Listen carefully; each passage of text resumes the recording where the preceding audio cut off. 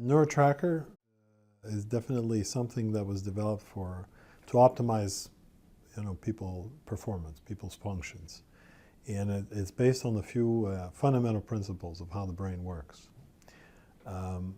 Essentially, the interest started with how we deal with complex dynamic scenes. So how we deal with the world out there.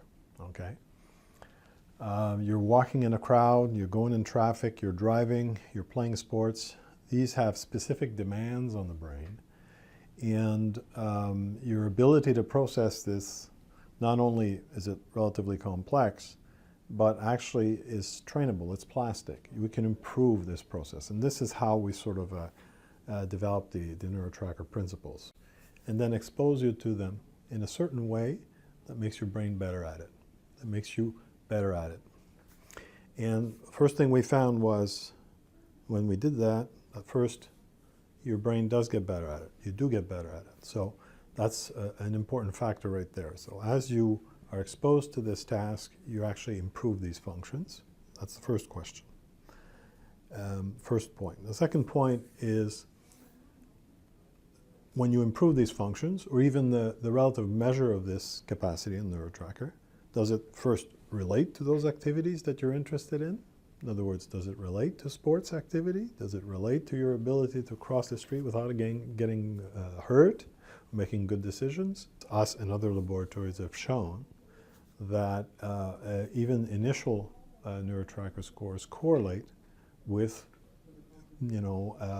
decision-making processes. Well, these correlate. This has been shown with athletes. What has also been shown is that the higher you are on the scale of performance, in other words, if I'm an active sports person, or I'm active in sports, and I'm just a casual person, I do casual sports activities, if I'm an elite amateur or if I'm a professional, this has a big impact on the initial scores, but also on the learning rate.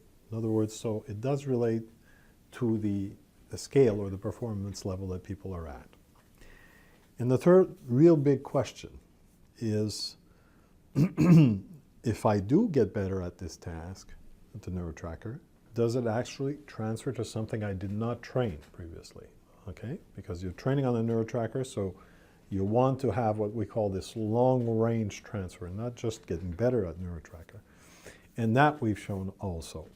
In other words, if you actually train on NeuroTracker, you can improve on certain abilities, like your capacity to anticipate other people's body movements, to avoid collisions, for instance, and things like that. So that's quite critical.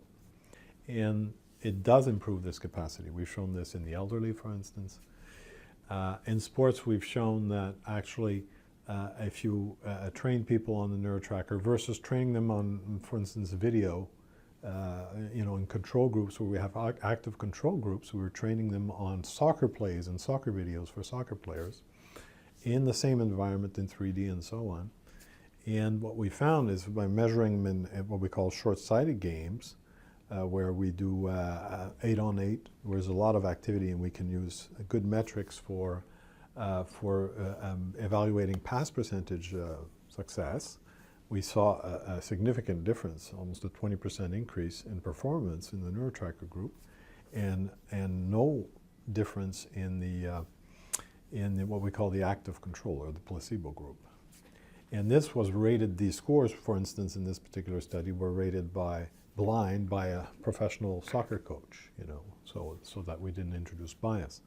So this kind of evidence is building up, and it's building us up from our lab, but it's also building up from other labs, supporting the evidence that it's not just training on this technique, it's actually transferring into other benefits. Furthermore, you're also interested in how the brain changes. And so we've done work on that too, looking at how the brain, the brain activity can change in its neuroelectric activity, for instance. If we do, for instance, resting state measurements pre and post, we see, very positive signs of, the low frequency bands, which is, if you have too much power in the low frequency bands in the brain, that's not good. And if you don't have enough in the high frequency bands, that's not good either. So you need to sort of rebalance these functions or these brain activity measures. And that's the kind of thing we see also with the NeuroTracker training. So all of that's very positive. So how do we do this, really? How do we isolate these basic features that we call dynamic scene? So most of the work we do here, or a lot of the work we do here, involves using virtual reality. And the reason we use virtual reality is not just because it's nice and it has nice features and so on. It's really because it's a little closer. It has certain parameters and characteristics that are closer to the real life situation.